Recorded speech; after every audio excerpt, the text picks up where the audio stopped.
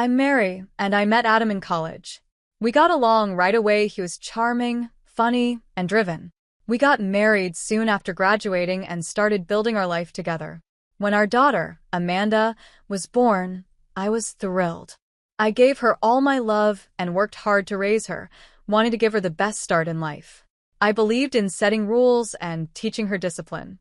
Knowledge is power, I'd always tell her. Study hard, and you'll go far.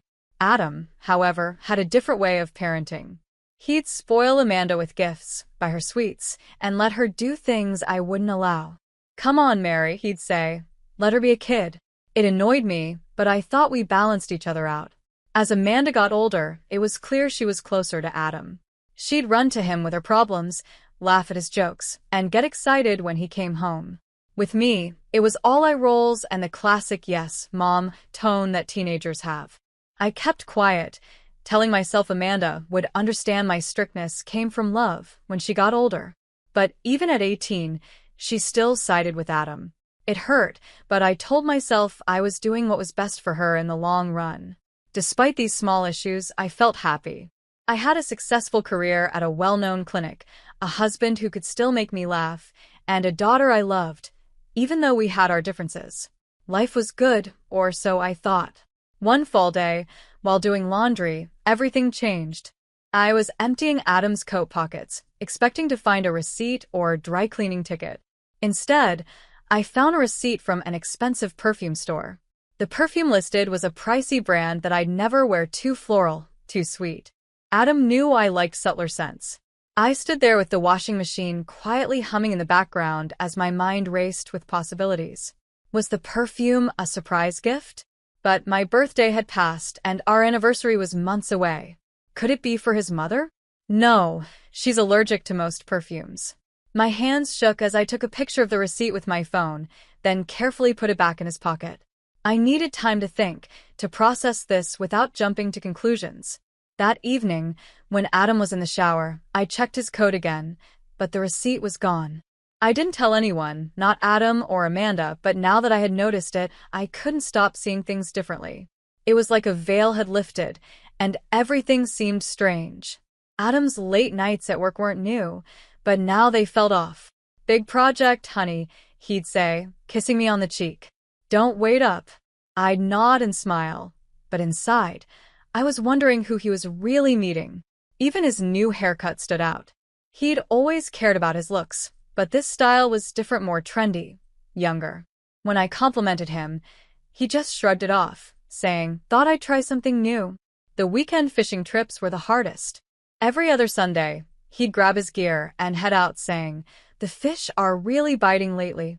I'd watch him drive away, wondering if he even had a fishing rod anymore. Before finding that receipt, I hadn't connected these dots. Now, they formed a picture I couldn't ignore. The thought I had been avoiding hit me. Adam had a mistress. I tried to push it away.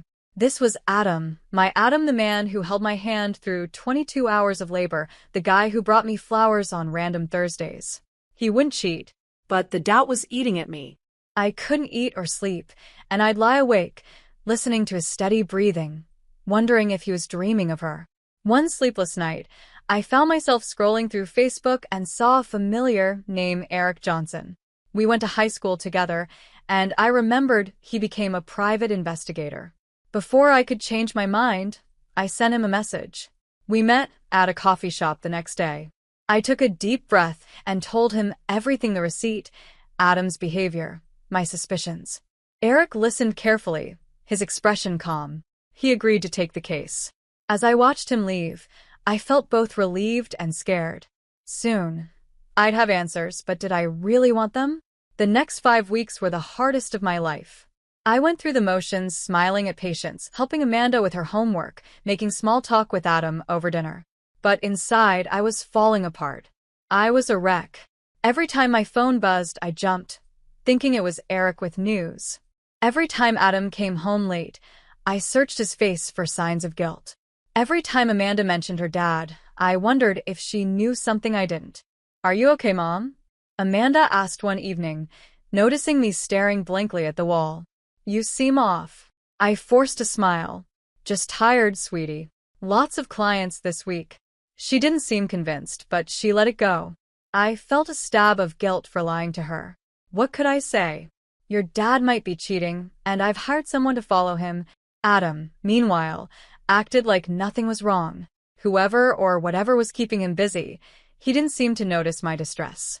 Part of me was relieved, and part of me was furious that he was so blind to my pain. The call came on a Thursday afternoon. I was between clients when my phone buzzed, and Eric's name flashed on the screen. My heart raced. "Mary, can we meet?" His voice was calm, giving nothing away. We agreed to meet at the same coffee shop in an hour. The rest of my workday was a blur. I went through the motions, but my mind was elsewhere. When I arrived, Eric was already there, a thick manila envelope on the table in front of him. My stomach dropped at the sight. "Mary," he said, pushing the envelope towards me. "It's all in here, photos, dates, places." "I'm sorry, but your suspicions were right." With shaking hands, I opened the envelope. The first photo felt like a punch in the gut. It was Adam, my Adam, with his arms around a younger woman. They were laughing, looking into each other's eyes with clear affection. "Who is she?" I managed to ask. "Amy Ryan," Eric replied. "She's 29, works at Adam's company. She's the director's daughter." I flipped through more photos: Adam and Amy at restaurants, walking in the park, getting on a yacht. Each photo was like a fresh wound. "They've been seeing each other for over a year," Eric continued. "It's serious. They've even talked about a future together." I nodded, numb, barely processing his words. Then I gasped. One photo showed Adam and Amy at a cafe, but they weren't alone. Sitting with them, laughing and smiling, was Amanda. "No," I whispered. "It can't be." "I'm sorry, Mary," Eric said gently. "But Amanda knows. She's met them several times. Those weekends she said she was with friends? She was with them on Amy's yacht. There's more. Adam and Amy have been buying Amanda expensive gifts, designer clothes, jewelry. I think they're trying to buy her silence." I don't remember the drive home. Thankfully, the house was empty when I got there. I moved without thinking, packing a small suitcase with clothes and essentials. I couldn't stay here. I couldn't face Adam or Amanda. I checked into a hotel across town, my mind still spinning. Once in my room, I called my boss at the clinic and took 3 weeks off unpaid, saying it was a family emergency. I turned off my phone and collapsed onto the bed. The envelope on the bedside table seemed to mock me. I couldn't resist. I opened it again. I couldn't sleep that night. Every time I closed my eyes, those photos haunted me. Amanda smiling as she hugged Amy. Adam with his arm around both of them. My anger, which had been slowly building, finally boiled over. For years, I had been the understanding one, the peacemaker, the one who bent over backward to make everyone happy. But I was done with that. My eyes landed on my laptop. Without thinking, I opened it and logged into my bank account. There it was, Amanda's college fund. I had saved for years, determined to give her the best education. It was my way of showing love, even when she pushed me away. Now, looking at that balance, all I could think about was how Amanda had betrayed me. She had lied to my face, spent time with that woman, and accepted her gifts.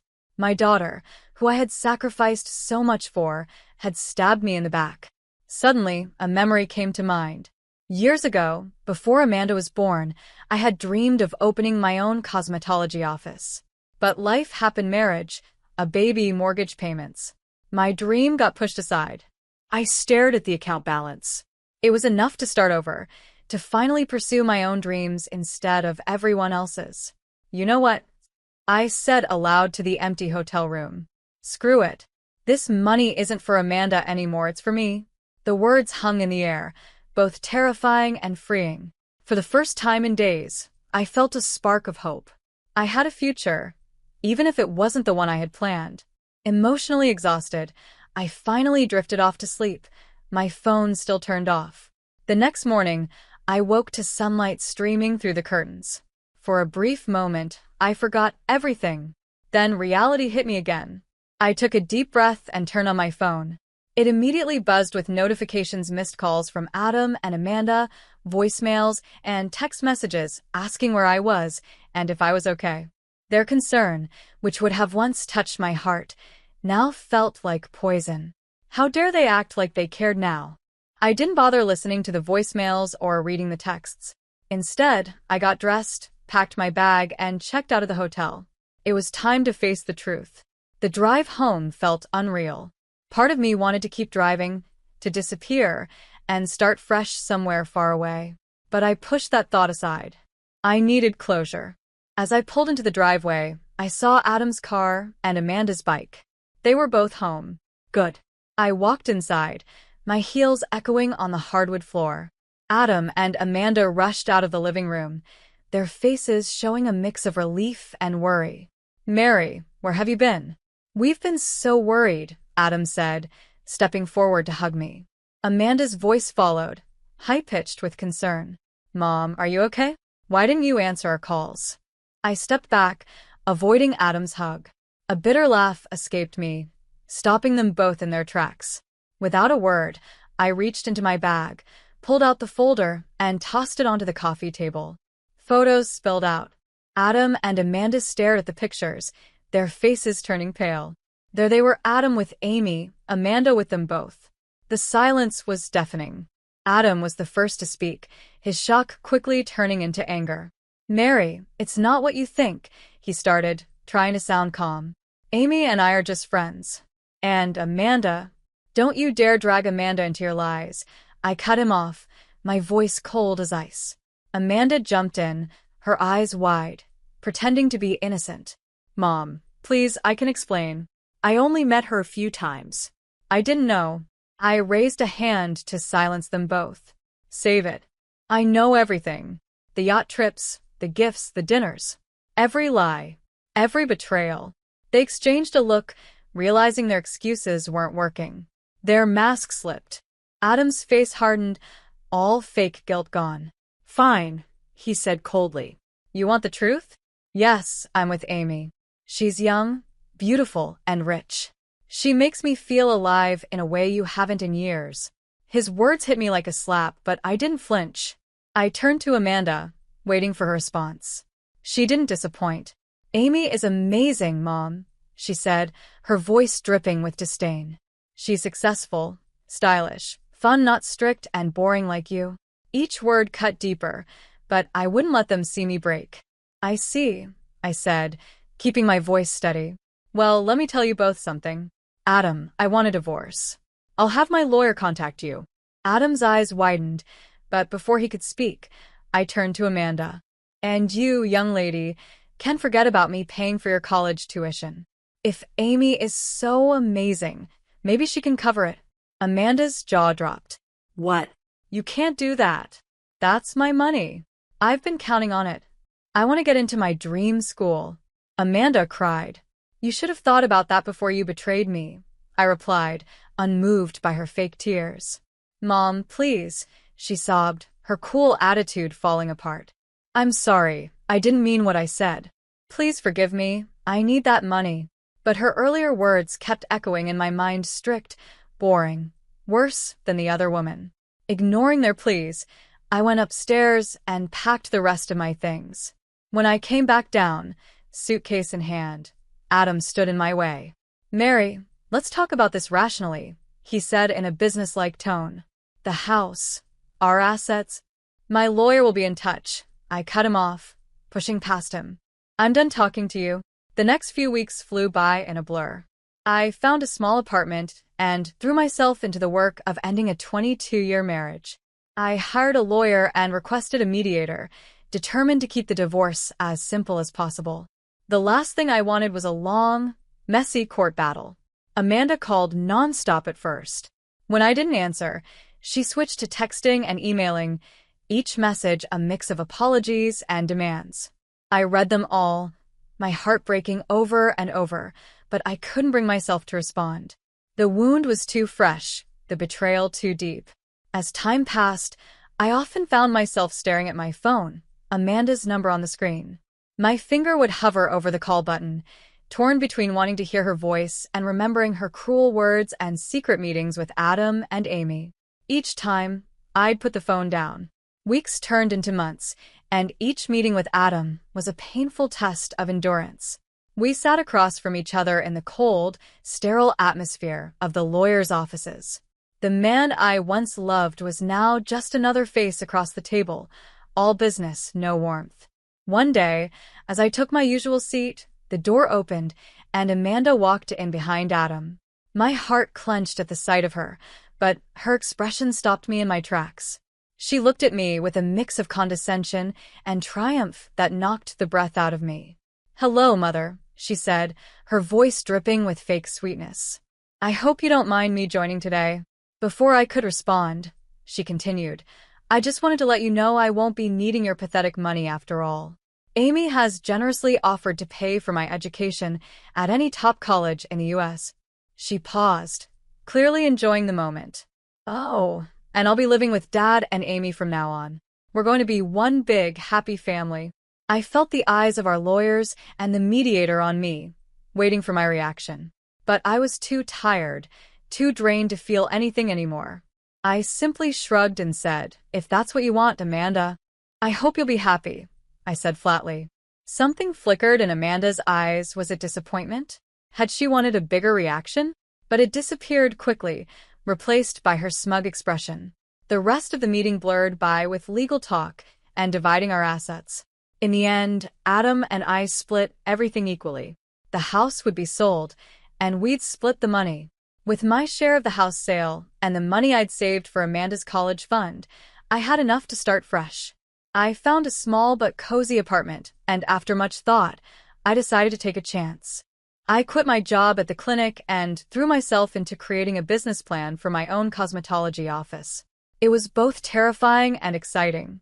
All my years of experience and dreams I had put on hold, it was finally time to use them. Weeks of planning, renovations, and nervous anticipation followed, but eventually, Mary's beauty haven opened its doors. The first few months were a whirlwind of long hours, promoting on social media and slowly building a loyal client base. In quiet moments, usually late at night after a long day, I'd find myself scrolling through social media. I'd see Amanda's posts, pictures of her in designer clothes, lounging on Amy's yacht, always smiling, always looking carefree. Each photo was like a stab to my heart. I wondered if she ever thought of me, if she missed me at all. When her 19th birthday came, I sent her a message wishing her well. I did the same for her high school graduation. Both went unanswered. A year had passed since the divorce, and life had settled into a new rhythm. My cosmetology office, once just a dream, had become a thriving reality. The steady stream of loyal clients from my clinic days, along with new faces, kept me busier than ever. I even hired 2 assistants to help with the workload. One sunny Thursday afternoon, as I finished up with a client, my phone buzzed. It was my cousin Angela. "Mary, you won't believe what I just saw," she said, her voice a mix of concern and disbelief. "I was at the Meadowbrook supermarket, the one on the other side of town, and I swear I saw Amanda working at the checkout." My heart skipped a beat. "Amanda? Are you sure?" "Positive." She looked different, thinner, tired, but it was definitely her. I thanked Angela and hung up, my mind racing. Amanda working at a supermarket? What happened to college? What about Amy's promise to pay for her education? That night, after closing my office, I did something I hadn't done in months. I looked up Amanda's social media. What I found shocked me. All of Amanda's glamorous photos with Adam and Amy were gone. No updates, no pictures of her going to college, nothing. Her once active profile was now a ghost town. For days, I struggled with what to do. Part of me wanted to rush to the supermarket and demand answers, but another part, the part still hurting from the betrayal, held me back. Finally, on my day off, I couldn't take it anymore. I drove to the Meadowbrook supermarket, my heart pounding as I walked through the automatic doors. And there she was, Amanda, my baby girl, looking so different from the confident young woman who had sneered at me in the lawyer's office. She was thin, almost gaunt, with dark circles under her eyes as she scanned items at the checkout. Our eyes met, and for a second, I saw a flash of something: embarrassment, shame, but before I could figure it out, she looked away, her cheeks flushing. I hesitated, then slowly approached her checkout line. "Amanda," I said quietly. She glanced up, then quickly looked back down at the register. What do you want? She asked, her voice harsh and defensive. I'd like to talk. Maybe we could get coffee after your shift. I offered. I don't want to talk to you, she snapped, still not looking me in the eye. Please leave. Amanda, please, I tried again. Leave, she said, louder this time, finally looking at me. Her eyes were blazing with a mix of anger, and something else. Was it fear? Shocked by her intensity, I stepped back. People were starting to stare. With a heavy heart, I left the supermarket, my hands shaking as I climbed into my car. As I drove home, my mind was spinning with questions. What had happened? Where were Adam and Amy? Why wasn't Amanda in college? For days, I waited for a call, a text, anything. But my phone stayed silent. I thought about going back to the supermarket, but Amanda's words echoed in my mind. I don't want to talk to you. Just when I was starting to lose hope, my phone rang. An unknown number flashed on the screen. With a mix of nervousness and curiosity, I answered. Mom. Amanda's voice came through, small and uncertain. Can we meet, please? We agreed to meet at a small cafe near my office. As I sat there waiting, my mind raced with possibilities. When Amanda finally walked in, my breath caught. She looked so different from the glowing, confident girl in those yacht photos, so much older than her years. We sat in silence for a long time, the weight of unsaid words hanging between us. Finally, Amanda spoke, her voice barely above a whisper. I'm so sorry, Mom, for everything. And then, like a dam breaking, her story spilled out. At first, living with Adam and Amy had been like a dream: designer clothes, yacht trips, and promises of a bright future. But the honeymoon didn't last. Amy started making comments, Amanda explained, her eyes staring down at her untouched coffee. Little comments about how much space I took up, how expensive I was, Amanda said. Then she told Dad I couldn't live with them anymore, and there was no money for college. I gasped. But your father, surely he didn't agree? Amanda's bitter laugh was enough of an answer. He said I was an adult now, that I needed to stand on my own 2 feet. They kicked me out, Mom. I had nowhere to go. Why didn't you call me? I asked, reaching for her hand across the table. She pulled away, tears in her eyes. I was so ashamed. And then I realized this must be how you felt when we betrayed you. I couldn't face you after that. My heart broke for her, though a small part of me whispered, good. Now she knows how it feels. I'm sharing a crappy apartment with a co-worker, Amanda continued. The supermarket job barely covers rent and food. I feel so useless. I wanted to hug her and tell her everything would be okay, but I knew it wasn't that simple. Amanda, I said gently, I'm sorry you're going through this, but you're right. You did betray me. Actions have consequences, and this is something you need to work through. We both cried, mourning the lost year, the broken trust, and the pain we had caused each other. As we parted, something had shifted between us. It wasn't forgiveness, not yet, but it was a start. That night, I couldn't sleep, Amanda's story playing over and over in my mind. By morning, I had made a decision. I called her. I have a proposition for you, I said. I need an administrator at my office. The pay isn't great, but it's better than the supermarket, and maybe we can start rebuilding from there. There was a long pause before she replied, yes, I'd like that. Thank you, Mom. It's been 5 months since that day. Amanda now works at my office, learning the business from the ground up. She's saving for community college, determined to make it on her own this time. Our relationship is still a work in progress. There are good days and bad days, moments of connection and moments of tension. The trust we once had is being rebuilt, slowly but surely, one day at a time. As I watch Amanda greet a client with a warm smile, I feel a glimmer of hope. We aren't the same people we were before the betrayal, the divorce, the year of silence, but maybe, just maybe, we can become something new, something stronger.